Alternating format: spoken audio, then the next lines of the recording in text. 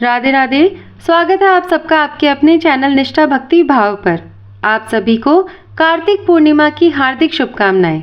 आज के इस शुभ अवसर पर सुनिए श्री सत्यनारायण भगवान की संपूर्ण कथा। अब भगवान श्री गणेश का नाम लेकर कथा प्रारंभ करते हैं, तो प्रेम से बोलिए विघ्नहर्ता भगवान गणेश की जय, श्री सत्यनारायण भगवान की जय। पहला अध्याय। एक समय नैमिषारण्य तीर्थ में सनकादि ऋषियों और मुनियों ने पुराण शास्त्र के पिता श्री सूत जी महाराज से पूछा, हे महामुनि, किस व्रत अथवा तपस्या से मनवांछित फल प्राप्त होता है, उसे हम सब सुनना चाहते हैं। श्री सूक्त जी बोले, इसी प्रकार देवर्षि नारद के द्वारा भी पूछे जाने पर भगवान श्री कमलापति जी ने उनसे जैसा कहा था, मैं उसे कह रहा हूँ, आप लोग सावधान होकर सुनिए। एक समय योगी नारद जी लोगों की कल्याण की कामना से विविध लोकों में भ्रमण करते हुए पृथ्वी लोक में आए और यहाँ उन्होंने अपने कर्म फल के अनुसार नाना योनियों में उत्पन्न सभी प्राणियों को अनेक प्रकार के दुख भोगते हुए देखा तथा किस उपाय से उनके दुखों का सुनिश्चित रूप से नाश हो सकता है, ऐसा मन में विचार करके वे विष्णु लोक को गए।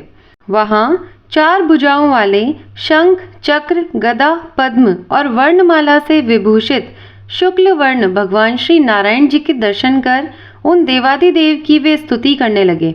देवर्षि नारद बोले, हे वाणी और मन से परे स्वरूप वाले, अनंत शक्ति से संपन्न, आदि मध्य और अंत से रहित, निर्गुण और सकल कल्याणमय गुणों से संपन्न, भक्तों की पीड़ा नष्ट करने वाले परमात्मा, आपको मेरा नमस्कार है। स्तुति सुनने के पश्चात भगवान श्री हरि ने देवर्षि नारद से कहा, महाभाग, आप किस प्रयोजन से यहाँ आए हैं, आपके मन में क्या है? तब देवर्षि नारद कहने लगे, हे भगवान, पृथ्वी लोक में अपने पाप कर्मों के द्वारा विभिन्न योनियों में उत्पन्न सभी लोग बहुत प्रकार के क्लेशों से दुखी हो रहे हैं। हे प्रभु, किस लघु उपाय से उनके कष्टों का निवारण हो सकेगा? यदि आपकी कृपा मेरे ऊपर हो तो वह सब मैं सुनना चाहता हूँ। आप कृपा पूर्वक यह सब मुझे बताएं। तब श्री भगवान ने कहा, हे वत्स, संसार के ऊपर अनुग्रह करने की इच्छा से आपने बहुत अच्छी बात पूछी है। जिस व्रत के करने से प्राणी मोह से मुक्त हो जाता है, उसे मैं आपको बताता हूँ, सुनिए। हे वत्स, स्वर्ग और पृथ्वी लोक में दुर्लभ भगवान सत्यनारायण का एक महान व्रत है। आपका स्नेह के कारण इस समय मैं उसे कह रहा हूँ। अच्छी प्रकार विधि विधान से भगवान सत्यनारायण जी का व्रत करके मनुष्य शीघ्र ही सुख प्राप्त कर परलोक में मोक्ष प्राप्त कर सकता है। भगवान की ऐसी वाणी सुनकर देवर्षि नारद कहने लगे, हे प्रभु, इस व्रत को करने का फल क्या है, इसका विधान क्या है, इस व्रत को किसने किया और इसे कब करना चाहिए, यह सभी विस्तार पूर्वक बतलाइए। तब भगवान श्री हरि कहने लगे, यह श्री सत्यनारायण जी व्रत दुख सुख आदि का शमन करने वाला है, धन धान की वृद्धि करने वाला और सौभाग्य और संतान देने वाला है तथा सर्वत्र विजय प्रदान करने वाला है।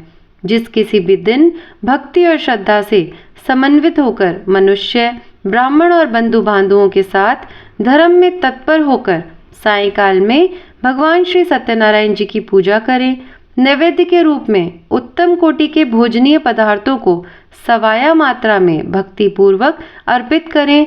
केले के फल, घी, दूध, गेहूं का चूर्ण तथा गेहूं के चूर्ण के अभाव में साठी का चूर्ण, शक्कर या गुड़, यह सब योग्य की सामग्री सवाया मात्रा में एकत्रित कर निवेदित करनी चाहिए। बंधु बांधवों के साथ श्री सत्यनारायण भगवान जी की कथा सुनकर ब्राह्मणों को भोजन कराना चाहिए। भक्ति पूर्वक प्रसाद ग्रहण करके नृत्य गीत आदि का आयोजन करना चाहिए। इसके पश्चात भगवान सत्यनारायण जी का स्मरण करते हुए अपने घर को जाना चाहिए। ऐसा करने से मनुष्य की मनोकामना अवश्य पूर्ण होती है। विशेष रूप से कलयुग में पृथ्वी लोक पर यह सबसे छोटा और सरल उपाय है। दूसरा अध्याय। श्री सूत जी ने कहा, हे ऋषियों, जिन्होंने पहले समय में इस व्रत को किया है, उसका इतिहास भी मैं आपको बताता हूँ। आप सब ध्यान पूर्वक सुनिए। सुंदर काशीपुर नगरी में एक अत्यंत निर्धन ब्राह्मण रहता था। वह ब्राह्मण भूख और प्यास से बेचैन होकर पृथ्वी पर घूमता रहता था। ब्राह्मणों से प्रेम करने वाले श्री विष्णु जी ब्राह्मण को देखकर एक दिन बूढ़े ब्राह्मण का रूप धारण कर ब्राह्मण के पास जाकर आदर के साथ पूछने लगे, हे विप्रदेव, तुम नित्य ही दुखी होकर पृथ्वी पर क्यों घूमते हो? तब उस ब्राह्मण ने कहा, मैं भिक्षा के लिए पृथ्वी पर विचरता हूँ। हे भगवान, यदि आप इससे छुटकारा पाने का कोई उपाय जानते हो तो कृपया कर मुझे बताइए। प्रति ब्राह्मण का रूप धारण किए श्री विष्णु जी ने कहा, हे ब्राह्मण, श्री सत्यनारायण भगवान मनवांचित फल देने वाले हैं, इसलिए तुम उनका पूजन करो। इससे मनुष्य सब दुखों से मुक्त हो जाता है। ब्राह्मण को व्रत का सारा विधान बताकर बूढ़े ब्राह्मण का रूप धारण करने वाले श्री भगवान जी अंतर्ध्यान हो गए। जिस व्रत को उस बूढ़े ब्राह्मण ने बताया है, मैं उसे अवश्य करूंगा, ऐसा निश्चय कर वह ब्राह्मण घर चला गया।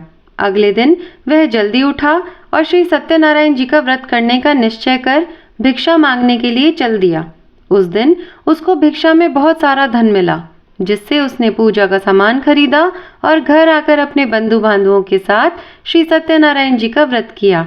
ऐसा करने से वह ब्राह्मण सब दुखों से छूटकर अनेक प्रकार की सुख समृद्धियों से युक्त हुआ। तभी से वह ब्राह्मण हर मास यह व्रत करने लगा। इसी प्रकार श्री सत्यनारायण जी के व्रत को जो शास्त्र विधि के अनुसार करेगा, वह सब पापों से मुक्त होकर मोक्ष को प्राप्त हो जाएगा। आगे भी जो मनुष्य पृथ्वी पर श्री सत्यनारायण जी का व्रत करेगा, वह सब दुखों से छूट जाएगा। इस तरह नारद जी से सत्यनारायण भगवान का कहा हुआ व्रत मैंने आपसे कहा। तब ऋषियों ने कहा, हे मुनीश्वर, संसार में इस विप्र से सुनकर किस किसने इस व्रत को किया, यह भी हम सब सुनना चाहते हैं।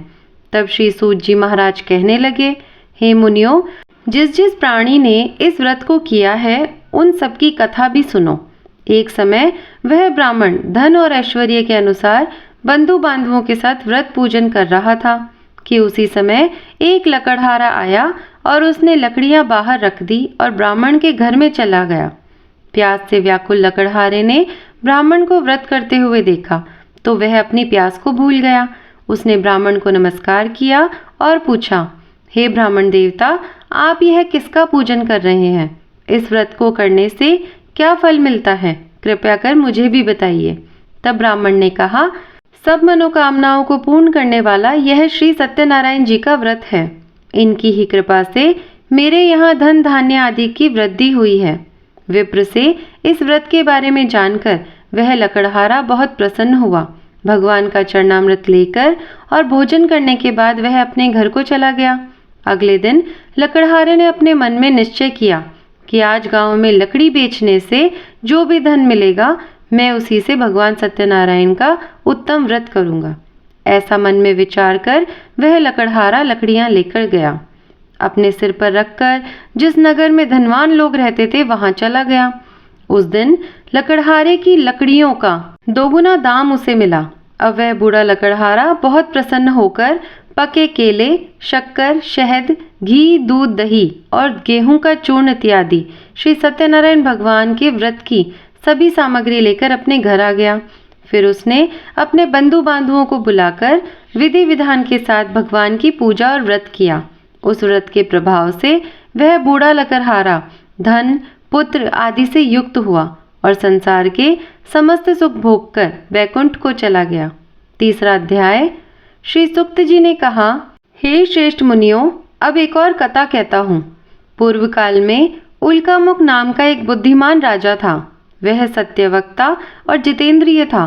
वह प्रतिदिन मंदिरों में जाता और गरीबों को धन देकर उनके कष्ट दूर किया करता था। उसकी पत्नी सुंदर और सती साध्वी थी। भद्रशिला नदी के तट पर उन दोनों ने श्री सत्यनारायण भगवान जी का व्रत किया। साधु नामक एक वैश्य राजा को व्रत करते देखकर उनसे पूछने लगा, हे राजन, भक्ति युक्त मन से आप यह क्या कर रहे हैं? मेरी सुनने की इच्छा है।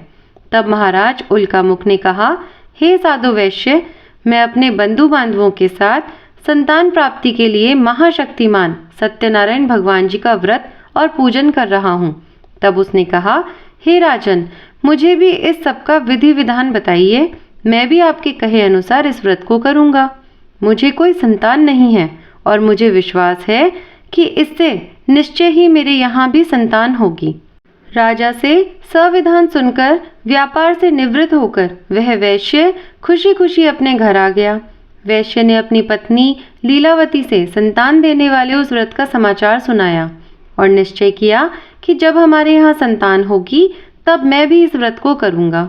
एक दिन उसकी पत्नी लीलावती सांसारिक धर्म में प्रवृत्त होकर गर्भवती हो गई। उसने एक सुंदर कन्या को जन्म दिया। कन्या का नाम रखा कलावती। इसके बाद लीलावती ने अपने पति को याद दिलाया कि आपने जो भगवान का व्रत करने का संकल्प लिया था, अब आप उसे पूरा कीजिए। साधु वैश्य ने कहा, हे प्रिय, मैं कन्या के विवाह पर इस व्रत को अवश्य करूंगा। इस प्रकार अपनी पत्नी को आश्वासन देकर वह व्यापार करने चला गया। काफी दिनों के बाद वह लौटा तो उसने नगर में सखियों के साथ अपनी पुत्री को खेलते देखा। वैश्य ने तुरंत कलावती के लिए कोई सुयोग्य वर की तलाश की। कंचन नगर के एक सुयोग्य वर्णिक पुत्र से अपनी बंधु बांधुओं सहित प्रसन्न मन से अपनी पुत्री का विवाह उसके साथ कर दिया। वैश्य विवाह के समय भी सत्यनारायण भगवान का व्रत करना भूल गया। इस पर भी सत्यनारायण भगवान की लीला हुई। अपने कार्य में कुशल साधु नामक वैश्य अपने जमाता सहित नाव को लेकर व्यापार करने के लिए समुद्र के समीप स्थित रत्नसहारपुर नगर में गया। दोनों ससुर और जमाई राजा चंद्रकेतु के नगर में व्यापार करने लगे। एक दिन भगवान सत्यनारायण की माया से प्रेरित एक चोर राजा का धन चुराकर भाग जा रहा था। राजा के दूतों को अपने पीछे आता देखकर चोर ने घबराकर राजा के धन को उनकी नाव में रखा और भाग गया। जहां ससुर और जमाई थे, राजा के दूतों ने जब धन को उनकी नाव में रखा देखा तो पकड़कर राजा के पास जाकर कहने लगे, महाराज, हम यह दो चोर पकड़कर लाए हैं, आप आज्ञा दीजिए। राजा ने कारागार में डालने की आज्ञा दे दी। इस प्रकार राजा की आज्ञा से उनको कठिन कारावास में डाल दिया गया तथा उनका सारा धन भी ले लिया। सत्यनारायण भगवान जी की लीला के अनुसार साधु वैश्य की पत्नी लीलावती और पुत्री कलावती भी घर पर बहुत दुखी हुई। उनके घर में रखा हुआ सारा धन चोर चुरा कर ले गए। एक दिन शारीरिक और मानसिक पीड़ा से और भूख प्यास से अति दुखित होकर भोजन की चिंता में कलावती एक ब्राह्मण के घर गई। उसने श्री सत्यनारायण भगवान का व्रत होते देखा। उसने कथा सुनी और प्रसाद ग्रहण कर रात को घर आई। तब माता ने कलावती से पूछा, हे पुत्री, तू अब तक कहाँ रही और तेरे मन में क्या है? तब कलावती कहने लगी, हे माता, मैंने श्री सत्यनारायण भगवान का व्रत होते देखा है। तब कलावती के वचन सुनकर लीलावती ने सत्यनारायण भगवान जी के पूजन की तैयारी की। उसने परिवार और बंधु बांधवों सहित मिलकर श्री सत्यनारायण भगवान जी का पूजन और व्रत किया और मनोकामना मांगी कि मेरे पति और दामाद शीघ्र ही घर लौट आए। साथ ही उसने प्रार्थना भी की, हे प्रभु, हम सबके अपराध क्षमा कीजिए। श्री सत्यनारायण भगवान जी इस व्रत से संतुष्ट हो गए। उन्होंने राजा चंद्रकेतु को स्वप्न में दर्शन देकर कहा, हे राजन, जिन दोनों वैश्यों को तुमने बंदी बना रखा है वे निर्दोष हैं, उन्हें प्रातःकाल ही छोड़ देना। राजा से ऐसा कहकर भगवान अंतर्ध्यान हो गए। प्रातःकाल राजा चंद्रकेतु ने सभा में सभी को अपना सपना सुनाया और सैनिकों को आज्ञा दी कि दोनों को कारागार से मुक्त कर सभा में लाया जाए। दोनों ने आते ही राजा को प्रणाम किया। तब राजा उनसे कहने लगा, हे महानुभावों, तुम्हें अज्ञानतावश ऐसा दुख प्राप्त हुआ है।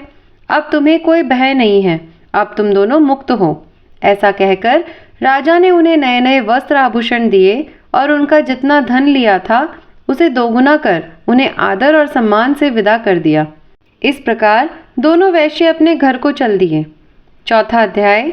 श्री सुक्त जी ने कहा, वैश्य और उसके जमाई ने मंगलाचार करके यात्रा आरंभ की और अपने नगर की ओर चल पड़े। थोड़ी ही दूर आगे बढ़े थे कि एक दंडी वेशधारी श्री भगवान जी उन्हें मिले और उनसे पूछने लगे, हे वैश्य, तेरी नाव में क्या है? अभिमानी वणिक हंसता हुआ कहने लगा, हे दंडी, आप क्यों पूछते हैं? क्या धन लेने की इच्छा है? मेरी नाव में तो बेल और पत्ते भरे हैं। वैश्य के कठोर वचन सुनकर दंडी रूप में भगवान ने कहा, तुम्हारा वचन सत्य हो। ऐसा कहकर वे वहां से कुछ दूर जाकर समुद्र के किनारे बैठ गए। दंडी महाराज के जाने के पश्चात वैश्य ने नित्य क्रिया से निवृत्त होकर जब नाव को ऊंची उठी देखा तो बड़ी हैरानी हुई और नाव में बेलपत्र आदि देखकर मूर्छित होकर जमीन पर गिर पड़ा। होश आने पर अत्यंत शोक प्रकट करने लगा। तब उसके जमाई ने कहा, पिताजी आप शोक ना करें, यह दंडी महाराज का ही श्राप है, अतः उनकी शरण में ही हमें चलना चाहिए, तभी हमारी मनोकामना पूरी हो सकेगी। जमाई के वचन सुनकर दंडी महाराज के पास पहुंचा और भक्ति भाव से उन्हें प्रणाम करके कहने लगा, हे प्रभु, मैंने जो आपसे असत्य वचन कहे थे उनके लिए मुझे क्षमा कर दीजिए। ऐसा कहकर वैश्य रोने लगा। तब दंडी भगवान बोले, हे वणिक पुत्र, मेरी आज्ञा से ही तुझे बार बार दुख प्राप्त हुआ है, क्योंकि तू मेरी पूजा से विमुख हुआ है। तब उसने कहा, हे भगवान, आपकी माया से ब्राह्मण आदि देवता भी आपके रूप को नहीं जान पाते, तब मैं अज्ञान भला कैसे जान सकता हूँ। आप प्रसन्न होइए, मैं अपनी समर्थ के अनुसार आपकी पूजा करूँगा। कृपया मेरी रक्षा कीजिए और पहले के समान मेरी नौका को धन से भर दीजिए। उसके इस प्रकार भक्ति युक्त वचन सुनकर सत्यनारायण भगवान प्रसन्न हो गए और उसकी इच्छानुसार वरदान देकर अंतर्ध्यान हो गए। तब ससुर और जमाई दोनों ने नाव पर आकर देखा कि नाव तो धन से भरी हुई है। फिर वह भगवान सत्यनारायण जी का पूजन कर अपने जमाई सहित अपने नगर की ओर चल पड़ा। जब वह अपने नगर के निकट पहुंचा तब उसने एक दूत को अपने घर भेज दिया। दूत ने वैश्य के घर जाकर उसकी पत्नी को नमस्कार किया और कहने लगा, आपके पति अपने दामाद सहित इस नगर के समीप आ गए हैं। लीलावती और उसकी कन्या कलावती उस समय भगवान का पूजन कर रही थी। दूत का वचन सुनकर साधु की पत्नी ने बड़े हर्ष के साथ सत्यदेव का पूजन पूर्ण किया और अपनी पुत्री से कहने लगी, मैं अपने पति के दर्शन को जाती हूँ, तू भी पूजा समाप्त कर आ जाना। परंतु कलावती पूजन और प्रसाद छोड़कर जल्दी जल्दी अपने पति के दर्शन करने के लिए चली गई, परंतु उसके पति के दर्शन प्राप्त ही नहीं हुए। नौका को डूबा हुआ और कन्या को रोती हुई देखकर वैश्य दुखी होकर कहने लगा, हे प्रभु, मुझसे या मेरे परिवार से जो भूल हुई है उसे क्षमा कीजिए। इस प्रकार वह रोने लगा। उसके दीन वचन सुनकर सत्यनारायण भगवान फिर से प्रसन्न हो गए। तभी आकाशवाणी हुई, हे वैश्य, तेरी कन्या प्रसाद छोड़कर आई है, इसका पति इसी कारण अदृश्य हो गया है। अब यदि तेरी कन्या घर जाकर प्रसाद खाकर लौटे तो इसका पति इसे अवश्य मिल जाएगा। आकाशवाणी सुनकर कलावती ने घर पहुंचकर पूजन समाप्त किया और प्रसाद ग्रहण करके अपने पति के दर्शन किए। तत्पश्चात वैश्य ने वहीं बंधु बांधुओं सहित भगवान सत्यनारायण का विधि पूर्वक पूजन किया और वह इस लोक के सभी सुख भोग कर अंत में स्वर्ग लोक को चला गया। 5वां अध्याय। श्री सूत जी ने आगे कहा, हे ऋषियों, मैं एक और कथा भी कहता हूँ। एक तुंगध्वज नाम का राजा था। उसने भगवान सत्यनारायण का प्रसाद त्याग कर बहुत दुख पाया। एक समय राजा वन में वन्य पशुओं को मारकर बड़ के वृक्ष के नीचे आया। वहां उसने ग्वालों को भक्ति भाव से बंधु बांधवों सहित श्री सत्यनारायण जी का व्रत पूजन करते देखा, परंतु राजा यह सब देखकर भी अभिमानवश ना तो वहां गया और ना ही सत्यनारायण भगवान को प्रणाम किया। जब ग्वालों ने भगवान जी का प्रसाद उसके सामने रखा तो वह प्रसाद त्याग कर अपने नगर को चला गया। नगर में पहुंचकर उसने देखा कि उसका सब कुछ नष्ट हो गया है। वह समझ गया कि यह सब भगवान सत्यनारायण ने ही किया है। तब वह वापस उसी स्थान पर आया और ग्वालों के पास गया और विधि पूर्वक पूजन कर प्रसाद ग्रहण किया तो सत्यनारायण भगवान की कृपा से सब कुछ पहले जैसा ही हो गया और फिर वह सारे सुख भोग कर अंत में स्वर्ग लोक को चला गया। जो मनुष्य इस परम दुर्लभ व्रत को करेगा, श्री सत्यनारायण भगवान की कृपा से उसे धन धान की प्राप्ति होगी। इस व्रत के प्रभाव से निर्धन धनी बंदी बंधन से मुक्त होकर निर्भय हो जाता है। संतानहीनों को संतान प्राप्ति होती है और सभी मनोरथ पूर्ण होकर अंत में वह बैकुंठ धाम को जाता है। जिन्होंने पहले इस व्रत को किया, अब उनके दूसरे जन्म की कथा भी सुनिए। शतानंद नामक ब्राह्मण ने सुदामा के रूप में जन्म लेकर भगवान कृष्ण की भक्ति कर मोक्ष प्राप्त किया। उल्का मुख नाम के महाराज राजा दशरथ बने और श्री रंगनाथ जी का पूजन कर बैकुंठ को प्राप्त हुए।